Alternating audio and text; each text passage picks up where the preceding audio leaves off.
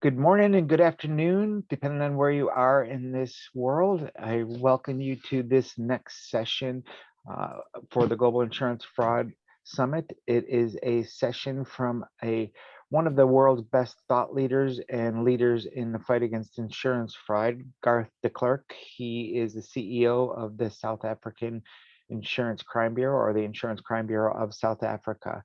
It's a pleasure to have you, Garth. Every year you speak, we learn something new, and we really appreciate everything you're doing in that part of the world to fight fraud, and the fact that you're supporting our summit this year and every year in the past. So without further ado, I'm excited to hear your presentation and turn it over to you. Gee, thank you very much for that very kind introduction, Dennis. To be called an expert in such great company is a real compliment for somebody like myself. And it is a real pleasure to participate again in the Global Insurance Fraud Summit of 2021. And I hope that we will continue to work together on many more to come. So I've been asked to provide an update on the South African fraud landscape on behalf of the Insurance Crime Bureau. You would have, if you attended the summit last year, had a little bit of a background into how we work and what we do in South Africa. And I'd like to give you a little bit of an update as to, so what have we been doing since last year, and how has COVID impacted us, and how has the virtual world impacted us? So I'm going to start off with a little bit of an introduction to the Insurance Crime Bureau, just in case any of you were not present at last year's presentation, so that you understand exactly how we work and how we approach fraud and the physical crime in South Africa. We were started in 2008. We were established to be the central intelligence hub and leading authority on organized crime, operating within the insurance industry in South Africa. Initially, the focus was on short-term, so the non-life side of the industry. Whereas over the last 4 to 5 years, we've moved swiftly into the life and funeral space of the insurance industry of South Africa. Our mission is to consolidate data sources, to bring together specialized skills with unique technology, to provide intelligence in order to detect, prevent, and mitigate fraud and crime within the South African context. Our ultimate goal is obviously to clean up the environment in which we work and live. If you've ever visited South Africa or Africa itself, you would understand that crime can sometimes be a contact sport. And I will show you very briefly 2 cases later on where you will see what I mean by the fact that if I cannot convince you via fraudulent means to part with your asset, that's not a problem. I'll pull out a gun, I'll take out a knife, and I will take it from you despite what you try to do to stop me. So really, the whole context of the Insurance Crime Bureau in South Africa is around this Latin word, communitas. We cannot, as an individual organization or as individual members within South Africa, fight crime together. We rely on large group affiliations, whether they are national or international. We are relying on people to come together with one common cause. And the ICB's role in that is to lead the fight. We are not there to be the final silver bullet or the final solution. We are there to manage, to lead, to facilitate, and bring together this common cause community. How do we do that? And very importantly to us, firstly, is our membership base. We now have 34 insurance members. When we started off in 2008, we had about 11. 2015, we had something like 16. And over the last 4 or 5 years, we've gone from 16 to 34 insurance members. For us, that's very important because we now cover probably about 70 to 80% of the non-life market in terms of premium. And we are growing significantly in the life market. You will see there's some international brands like AIG. We also have very large brands like FNB and Standard Bank and Nedbank on the banking side. So we are bridging both into the insurance industry as well as the financial services sector in South Africa. And we quite often find that there's a crossover between insurance fraud and financial fraud. People don't keep billions of rand, in this case, or hundreds of millions of dollars under their bed. They put it through the financial services sector. Bank accounts, could be crypto, it could be fiat currency, but they are using financial systems to launder money, to move money, in order to profit from the frauds that they are committing within the insurance sector. You will see that we also have associate members that are based in South Africa. They are also committed to the fight against fraud and crime. And these members will also support us both financially or in the provision of services or intelligence. So an international name like SAS, SMD, the data company, Datadot, all of these organizations come together within South Africa and they fight crime with us. Moving along, I've talked about community. We cannot only work as an industry, we have to have stakeholders that are interested in assisting us. And these stakeholders could be the Asset Forfeiture Unit, which is part of our police force, Business Against Crime, another non-profit organization. They could be credit bureaus like RTC or TransUnion. They could be cross-border police forces, and I'll talk a little bit more later about what we're doing into Africa. International organizations like IATI or IASU, microdotting companies, departments of health, national prosecuting companies, the South African Banking Risk Council, salvage dealers, fraud prevention services, law enforcement, etc., etc. Again, you will see that we are dependent on numerous parties to fight fraud in South Africa. Fraud, as I said, is a contact sport. We cannot sit in our offices and point into the corner and go, oh, look, they are perpetrating frauds. We have to be able to move into that corner or walk into that environment, take on the perpetrators of the crime and remove them from the environment in which we work and live. So again, we come back to this community. We talk about our hashtags being intelligence that works, and we also have a hashtag being making a difference. We don't just do this for fun, we do it in order to make a difference. We are not a charity, we are a non-profit organization. We measure ourselves on every single action that we take. I often say to my colleagues, you must remember that I am a capitalist at heart. I don't get out of bed unless somebody is paying the bill. But when you pay us, I don't expect to go back and just say thank you. I expect to be able to show you that there has been a measurable return.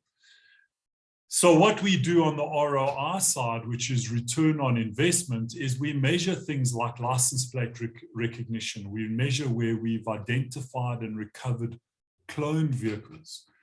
We measure where we use the fraud line to break syndicates, or general inquiries that we get from the industry to identify networks or syndicates that are targeting the industry, whether it be insurance or financial. We work with pathology. We do a lot of work in the police pounds cleaning out vehicles. We conduct investigations that could span years in order to investigate, prosecute and convict criminals that are perpetrating fraud and crime within our industry. So you will see when a member pays us, they don't just pay us for the sake of here's a charitable donation. They have expectations, and we use these measures to show them that we are meeting these expectations. What about the things that we can't measure? You know, we do a lot of work. We're working tomorrow with the government on the launch of new driver's license testing stations in order to eliminate or combat fraud and licensing fraud within South Africa. We attend a lot of government functions. We do a lot of training with government. We do a lot of training in the industry. We quite often work on audits with different government institutions to eradicate corruption within their organizations. We can't always put a measure on it, but we can still pause to recognize the fact that we are doing things that are making a difference within the broader environment. So not only do we look at return on investment, which is a physical, measurable, quantifiable return, but we also have conversations with our members and stakeholders around how else we add value within the organization. And for us, that's very important. We have to be able to have conversations. If you cannot have a conversation with your stakeholders, then you are not part of that community. And I think that's the most important thing for us is transparency and working as a community. When I say we measure it, if you take a look at that top figure, we're currently providing our members with over 600% return on their investment. So for every million that we are paid, we are returning at least 6 million. If there are members, and there are many members that pay us in excess of millions, in fact, some of them pay us 4 or 5 million rand a year, we are able to provide 600% on that 4 or 5 million. So we have over the years definitely proved the case for the fact that there is a physical return in fighting fraud and crime and being able to work together to take on these syndicates. We also do a lot of work for the uninsured. So you will see there's a figure of 323 million. Those are purely vehicles that we've been able to return to the uninsured. That doesn't count where we have taken murderers off the streets, that where those murderers had intent to knock off their family members. There's a high-profile case in court at the moment where a police member was involved in insurance fraud on the life and funeral side. That police member was conspiring with hitmen to take out her sister and her sister's 5 children for financial gain. So again, we take a look at what value do we add in the community? What value are we adding back to South Africa? And for us, that's very important so that we can prove that as a community, we are making a difference. So since we spoke, we've all been through this thing called COVID, and I was quite tempted to wear my mask, but I know that in a lot of your states and in a lot of your countries, mask mandates are now being reduced and controls are being reduced. I myself have been double vaccinated now, so hopefully I'm not picking up 5G and I'm actually fighting COVID as a pandemic, as a strain. But we have seen that lots of people have taken COVID to be a convenience to commit crime. Why? Because we are all working remotely. We don't sit and look at our colleagues in our room anymore. We are now able to go into a remote environment where maybe your controls are not as good. Cybercrime is the second highest emerging risk in the world, second only probably to climate change. Billions of dollars are lost every year on cybercrime. I'm currently sitting in my home environment. I've got a $50, $60 modem. I'm no longer sitting behind a firewall, which cost millions to set up to protect me. And my enemy is actually within. I have 2 teenage daughters that are continuously on Instagram, TikTok, Fortnite, etc., that could at any stage provide a breach to my home cyber environment.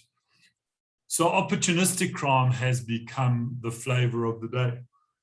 In the insurance industry, we've seen a lot of fast-track claims. People are desperate because of economic conditions. If I lose my laptop or my phone, I'm able to claim $1,000, $5,000 sometimes. And it is quite a fast and simple claim to be processed and to be paid. If I'm able to really play the system, I can claim across 3 or 4 insurers before they've even picked up that there's double dipping happening. And I could get 3 or 4 claims of $1,000 or $2,000 before they even see the double dipping happening. We're seeing a lot of incident staging. We're seeing retrenchments. We're seeing unemployment fraud. We're seeing credit life claims, which is where people are saying because they are now unemployed, they can no longer afford their HPs, their hire purchases, their vehicle rentals, or their vehicle finance, or even that lounge suite or the couch that they bought for their house. So they are claiming on their credit policies, which triggers on unemployment or insolvency. We are seeing typical slip and trip. I used to always joke and say, only in America do you get so many slip and trip incidents. However, we are now seeing it in our environment where you literally have people going to shopping centers looking to slip and trip. We are seeing false disabilities. We are seeing business interruption claims. We've seen a volume of business interruption claims for obvious reasons. The pandemic really affected the way in which businesses were able to operate. And they are now claiming for business interruption, maybe under false circumstances, maybe genuine. We have to be very careful as to what we see. We're seeing a high level of impersonation. We are seeing false websites being struck up representing charities or representing banks. I saw a link the other day that went to a very believable banking website in South Africa, one of our 5 big retail banks, and it was a well-represented site. It didn't have the typical spelling errors. It looked really believable, but it was a phishing website. We are seeing individuals striking up call centers, looking to phone you to get charitable donations, looking to phone you to change your Amazon login account, looking to phone you to get into your mobile phone account or your mobile phone login. So impersonation and phishing attacks have really increased. We've seen increased natural death claims. Now, this is a touchy subject dependent on your position on COVID. I'm a realist, so I take a look at it and say, 500 people died last year, 2,000 people died this year. We've got 1,500 additional natural deaths. Natural deaths don't include suicides and car accidents, etc. These are natural deaths where people are now highly stressed. They are taken out of their normal environment. They might not be getting their normal medication or their normal medical checkups because hospitals are closed. And we are seeing, because of all these increased natural deaths, the claim systems are swamped. It is very difficult to assess a situation or to assess a funeral claim in a day where in the past you were doing it in 12 hours. So we're seeing a lot of fraud in the funeral space. Economic, physical crimes, hijackings, murder, house robberies, home invasions, business invasions. We have seen an uptick. In the original lockdown that we had in South Africa, we saw crime dropped off because if you're on the road, that in itself was a crime. As soon as our lockdown measures were relaxed, we saw crime increase. We have increased from 60 odd murders a day to 66 murders a day. That's a 10% increase just in murders. There are over 300,000 physical contact crimes per year. Armed robbery, home invasions, etc. So we've seen, because of the economic desperation, physical crime is going up. I've talked a little bit about cyber. And I've said cyber crimes are increasing. Now, that could be mail interception at claim stage. It could be vishing. It could be phishing. It could be smishing. You've heard all of the typical acronyms. You know what they're about. But when do you pay attention? Because I know, sitting at home, I'm busy. I've got my kids. I've got the wife in the background. The dogs are barking outside. I get an email. I'm distracted. I could quite easily click on the wrong link. So as much as I talk about vishing and smishing and cyber crime, I have to internalize those controls and say, make sure that you watch out for them.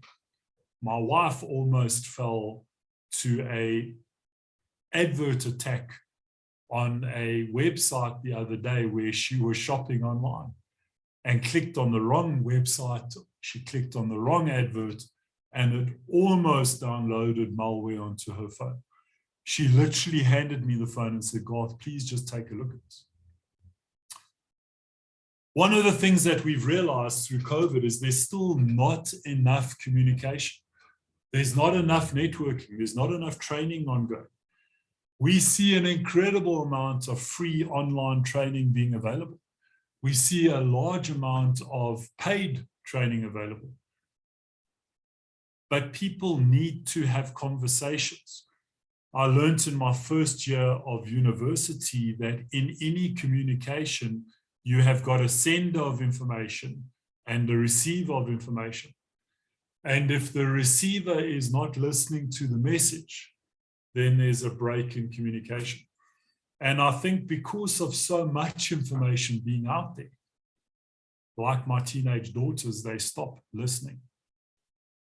And I think to an extent, some of the challenges that we face is that we stop listening. There's so much information and there's this overload of content that we can tap into that we stop listening. We need to communicate, we need to network, we need to train, we need to listen to what is being said out of there. So to give you a little bit of an update, our strategic focus for the next 2 to 3 years. In South Africa, as I said earlier, the Insurance Crime Bureau has been extremely successful and we are very blessed that we have been so. Of course, there's so much crime around that we have a lot of work to do. But if you're doing a lot of work and not being successful, you are still going to be stamped out. So we have, on a regular basis over the last 2 or 3 years, reviewed our strategic focus. And we have now set ourselves 9 objectives to take a look at over the next 2 to 3 years. And I just wanted to take you through this. We have worked on Winston Churchill's saying of success is not final. We cannot just sit back and say, oh, we've had a couple of good years, that's fantastic. Believe me, that's not going to keep me employed. Failure is not fatal. Not all of our projects have been successful. We have made some mistakes and we have, I hope, learned from those mistakes. And I've hoped in the way that we've dealt with the learnings and shown in progression that we can show our stakeholders that we have learned. But most importantly, and this is a lesson that we are learning as a country that has been through some very, very trying and tough times over the last couple of months, including riots that cost us billions. In 5 days in South Africa, we had riots and strikes over our ex-president being locked up that cost us billions. My estimation is somewhere 30 to 40. The official figures are sitting somewhere between 15 and 25 billion in 4 or 5 days. So as a country, we are learning that that last part, it's the courage to continue that counts. We cannot sit back as a country, as a continent, as a planet and say, oh, it's too much. I've had enough of COVID. All of us have had enough of COVID. We have to learn to work with what we are faced with, what we have got. And that's what we have now worked our strategy around. So very briefly, without going into too much detail, is really we're looking at our organizational structure. We're looking at how do we strengthen our organizational structure in terms of product, in terms of service presentation, and in terms of footprint in South Africa. We are, of course, looking to use technology. 2 years ago, if I had bought shares in Zoom or in Teams, I'd be a very happy person today. If we had foreseen the growth in remote technology and in communication tools, we would have been very rich people. We are looking at how do we sweat our data assets. We're looking at how do we sweat our people assets. We are looking at how do we best work in our remote environment. We're looking at further growth. This year, we are budgeting to grow by a further 30%, which on top of doubling in 3 years is quite an attractive growth period. We are looking to further grow into the life environment. We are looking to grow into the vehicle asset finance environment, what we call VAF, as well as looking to offer further services in the financial services sector. 4 of the 5 retail banks in South Africa are members of the Insurance Crime Bureau. The 5th one, we've got a presentation to next week, where we can show them that by fighting fraud as a community, we can make a difference. We are always looking to improve our return to members. We are looking at different ways of doing things. We are turning to the members and saying, what do you want? If you need to know that Hyundais or Kias are being stolen every Friday at 12 o'clock in the afternoon in a certain geographical region, let's take a look at how we can plot that out, how we can use technology to provide you with information to mitigate risk. We are continuously advising on industry projects. We have a vehicle salvage database, which is almost every vehicle that has had a claim paid on it over the last 5 years. Almost 1 million vehicles on our database at present. We have created an insurance data system. It's been going for about 14, 15 years, but we've just revamped it. That records every claim paid to every individual in the last 15 years. So if I, as an individual, go and claim again for the same vehicle, for the same damage, or for the same lost cell phone, you can now pick that up via the insurance database. NATIS is our register of vehicles registered in South Africa. It's a government system. And the presentation that we are attending tomorrow and that we are hosting tomorrow together with the Minister of Transport of South Africa is aimed at improving the offering around NATIS and stamping out corruption around that system. And we partner with many industry partners like the South African Insurance Association, like the Road Traffic Management Corporation. We are looking to develop an industry data strategy. How do we use data? Why do we use data? What data do we have available? How relevant is the data we have available? How do we present that data? When do we present that data? Etc., etc. We are dealing with experts to bring together that data strategy to sweat this massive data asset that we have. We have 10 terabytes of data sitting within the Insurance Crime Bureau that we are able to manipulate and interrogate and sweat to identify criminal syndicates that are operating within South Africa. Then we're looking to assist the industry in developing a cyber framework. We don't want to become a response team. We are looking to communicate, to discuss, to network, to say, right, what is the latest trend in cyber attacks? Is it phishing? Is it phishing? Is it attacking C-suite executives? Is it impersonation?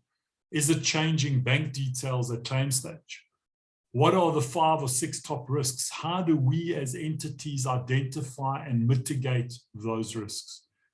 Let's talk practical cybercrime.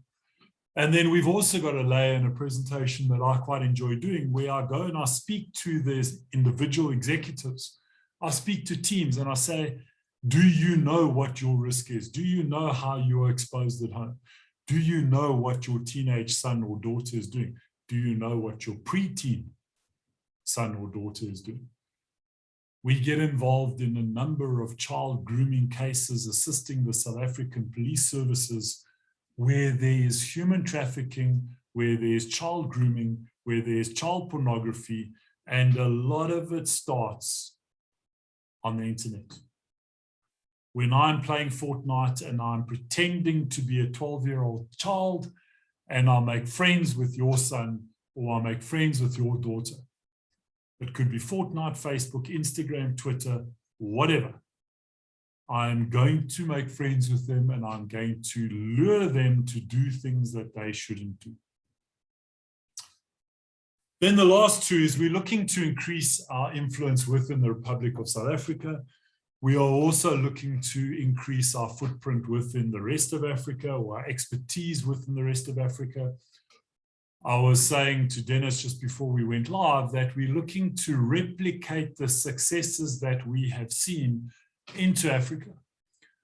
We don't necessarily want to open branches in different countries in Africa, but we are consulting to regions like Zimbabwe, Botswana, Lesotho, even Mozambique, where we are showing them how they can do it for themselves. We've been successful in Zimbabwe. They've actually started their own insurance crime bureau. They are bedding down systems now. They are interacting with law enforcement. They are looking to create stakeholder relationships. And they are starting to now form the embryo that will grow over years. Fighting crime is not a short sprint. It's a long journey. And then lastly, something that we've written as a strategy, which sort of speaks for itself, but I like to say it because if you say something, you remind yourself of it, is that we need to learn. We need to take our experience and expand our learnings through networks like today. We need to listen to international expertise. We need to bring in speakers from overseas. Never before have we been able to share experiences like we can now.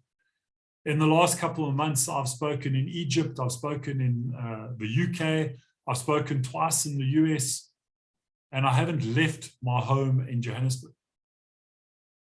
I have been able to participate with experts from other regions to learn how to combat fraud and crime. So we need to learn, and we've set that as a strategy so that whenever the board turns around and says, Garth, what have you done for the last month? I can tick it off and say, listen, we hosted a cyber conference the other day with 300 delegates. We hosted an online session on vehicle fraud 2 months ago with 540 participants, some of them from Africa, because it's a strategy to improve, to learn, and to expand. I'd like to finish off then in the next few minutes just to take you through a couple of the cases that we deal with, to give you a flavor of the type of fraud and crime that we see in South Africa. As I said up front, it's a contact sport. We look at habitual claimants. We look at incident staging. We look at hijacking and theft, impersonation, identity theft. We look at Walking Dead. Now, Walking Dead for my international friends is not when the zombie apocalypse attacks you and you are stuck with Brad Pitt or some like-minded actor who now slaughters half of them and never gets killed. Walking Dead is where we genuinely have people that died in 2012, 2014, and twice last week. They are multiple claimants on life policies, on funeral policies. We look at murder for money, where I take out a life policy on somebody that maybe works with me, works for me, somebody that is maybe a drug addict that I'm assisting to clean up, that I'm giving a safe haven to. We've seen a syndicate the other day that created a safe haven in a previously impoverished area of South Africa. They have so far been responsible for killing 12 drug addicts and alcohol abusers.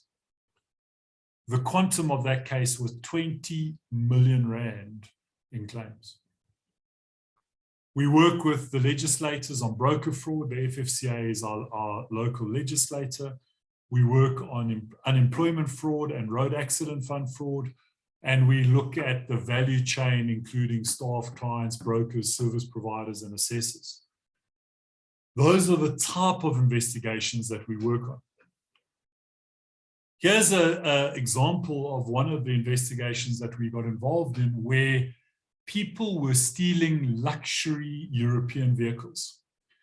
I think it's fair to say that everybody recognizes that BMW or Mercedes or Audi are very safe vehicles. And criminals in South Africa realize that if they are going to take out a cash in transit van, as you would have seen in the movies, and they're going to crash into that van, I would much rather crash into it driving a BMW with airbags and safety kit than maybe driving a cheaper vehicle. I won't mention the brand in case anybody wants to take me on. This particular project we have been involved in since 2017. It's recovered numerous vehicles, over 8 million rands worth of vehicles. But they were involved in cash in transit and other serious violent crimes, including hijacking, kidnapping, rape, and even 1 or 2 murders. Numerous arrests were involved. There were firearms recovered, premises raided. In the one premise, we even uncovered what we believed to be an illegal child trafficking prostitution room. So violent crime, the prevention of serious and violent crime is very important. Here's another project. It's Project Misfit. It's around financial fraud. It's where they are using repossessed vehicles and previously written off vehicles to launder money. It's relatively complicated, but they take a network of individuals. They take those vehicles, they create financial profiles for previously disadvantaged people, what you could refer to as bums or hobos, and they recreate a financial profile for them. They then insure those vehicles, they finance those vehicles. That vehicle will then have an accident and it will be 100% loss.